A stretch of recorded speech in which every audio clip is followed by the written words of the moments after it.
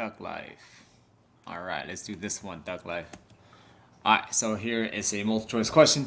We have a block that is initially stretched a distance of a naught, and in its release, this is the block has a mass of m, and it has a kinetic energy k naught at the equilibrium. And it says if the mass of the block is double to 2m and the spring is stretched as far as 3a naught and release, what would the kinetic energy at the equilibrium position?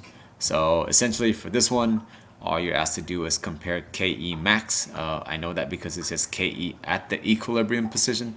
So at the equilibrium, all the potential energy has been converted to kinetic energy. Okay. All right. So here are your answer choices. So let's go ahead and set this up properly. In order to do this, you need to recognize once again this particular problem is at equilibrium, so we can say that Ke max is equal to Pe max. So all the spring potential will be converted to kinetic at the equilibrium.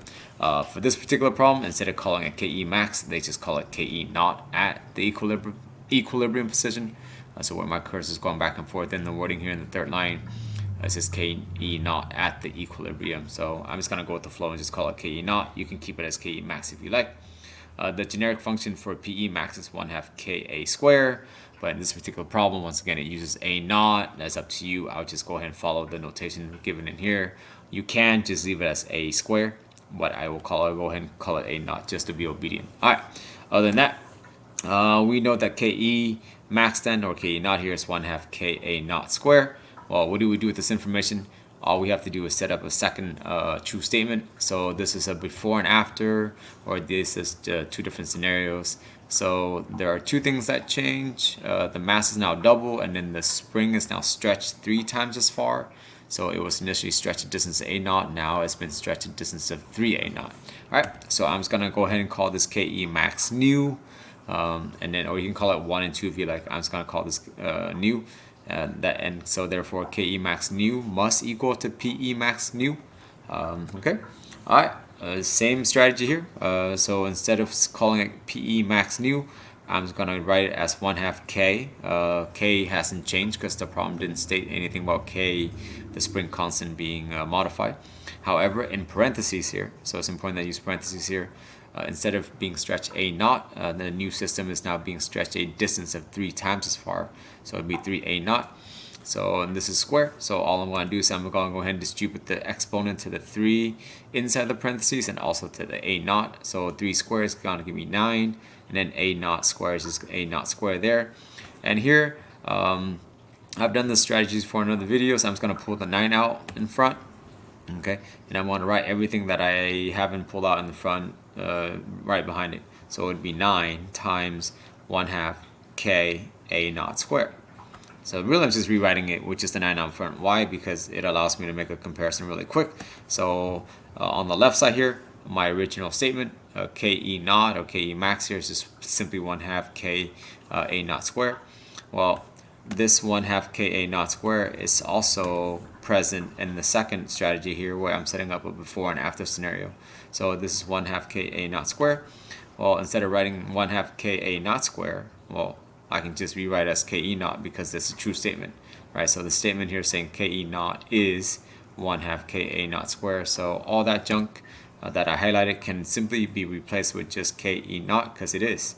All right, other than that, as you can see, the coefficient out here is 9. So the answer here would just be D. All right. However, if you're like my thug life and you want to do wrong physics, the common misconception is that Ke max can be written as 1/2 mv max square, which is true, right? So Ke max here, I just replace with Ke naught because the problem uses this notation. Here, 1/2 gets carried down. The m is just m. V max, however, can be replaced with a naught omega squared. All right, that's a true statement. Okay, so keep up here. So I want to distribute the exponent to the a naught and the omega. So this will look like a naught square, omega square. And then I want to go ahead and set up a scenario afterwards, all right? Because this problem says that the mass will now be changed to 2m and the spring will now be stretched a distance to 3a. So here I'm just going to write Ke max new. The function is 1/2 m new v max new square. So I'm just going to keep the 1/2, but instead of m new, I will replace m new with what the problem states, so, and that is 2m. And then V max here is just the amplitude times omega, which is 3a naught is 3a because the new amplitude is now 3 times as much as the original. And there's omega, and then there's the square term. Well, here I'm just going to distribute the square again, right? So 3 squared is 9, a naught squared is a naught, omega squared is just omega. And then as you can see here, well, 2 times 9 is 18, okay? And then, as you can see, if you are keeping up, I can just pull out the 18 in the front, and I can rewrite the 1/2 times m times a naught squared times omega squared. But on the left side, 1/2 times m times a naught squared omega squared is simply k e naught, right? So therefore, I can highlight these two things, and I can replace that. So the coefficient using the strategy is 18 k e naught. But as you can see, 18 is not an answer choice, okay? That is because what is being performed here is totally wrong, okay? It's wrong because while V max is substituted, so I'm going to do this, while V max is substituted properly with a naught omega, the common misconception if you apply the strategy is that you're assuming omega is constant, which it is not, okay?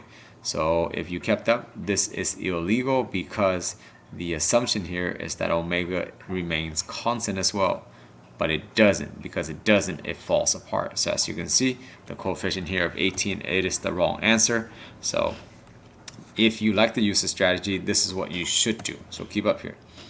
Okay, so this is the correct way to do it if you choose to apply the second strategy. I just kept the ke max as 1/2 mv max squared. I substituted V max for a omega, because it is. I distribute the exponent just like I did the previous slide, so it would be a naught squared omega squared. However, if you heard me earlier, the false assumption that was made using the previous strategy is that omega didn't change, but it does. I know that omega squared is k over m. Well, in this case, while k did not change, m did. M went from m to 2m, so therefore omega cannot be the same, okay? That's why that previous strategy is false. It's wrong. All right, so to do this correctly, I can replace omega squared with k over m. So in the first scenario, mass is just 1m, so I'm going to keep that as is. So I highlight here omega squared. So instead of omega squared, I want to just replace it with k over m. So as you can see here, I have a statement that is just 1/2 a naught squared times k. Well, what happened to the mass? There's a mass outside in the numerator. There's a mass inside the denominator, so that'll just cancel, okay? Now, I can use the same strategy again. Okay, I can say 1/2 m nu v max nu squared, except m nu is 2m. Well, v max nu can still be substituted out for the new amplitude, which is 3a naught. Omega here is just omega. However, this is quote-unquote omega nu. So keep in mind, omega does change, right? So therefore, using the strategy, I'll distribute the exponent. So 3 squared is 9, a naught squared is a naught squared, and then omega squared is the omega squared there, okay? And the 1/2 and 2m hasn't changed, so I just kept it as is. However, keep in mind, because omega changed, I can rewrite this quote-unquote omega nu square is equal to k. It's k in the top because the spring constant has not been modified for this particular problem. However, the mass did increase from m to 2m. So I know that omega nu square here is k over 2m now, not just m, so it actually changed. So I can just replace it with the true statement. The 1/2 I carried down. 2 times 9 is 18. That's where the 18 came from, right? So 2 here times 9 is 18. Mass gets carried down. A naught gets carried down, or excuse me, a naught squared gets carried down, and then instead of omega squared, I just rewrote omega squared for the new side here as k over 2m. So that's why there's a k over 2m in parentheses here. As you can see, the mass will cancel out, and then the 18 divided by 2 will just give you 9. Okay, so I'm going to cross out 18 and the 2, which actually reduces down to just 9, so it doesn't cancel perfectly here. So there's my coefficient 9. Well, I can just rewrite the 1/2 in front of the parentheses right behind it. A naught squared hasn't been canceled out yet. The k hasn't been canceled out yet, so I can just rewrite all that. And as you can see here, what I highlight on the left side, 1/2 a naught squared k. I also have a 1/2 a naught, or 1/2 a naught square k, and that is just equal to ke naught. So as you can see, the coefficient here is 9, so it leaves us with the same outcome, which is choice D. Okay, so the first strategy is what I would have done. This strategy is to show you if you actually wanted to set ke max in terms of Emax, keep in mind that your omega also changes because it is mass dependent. Because it is mass dependent, you cannot just keep it as omega. Alright, I hope that helps clear up any misconception there. Stay nerdy, don't be whack, don't chase after thug life.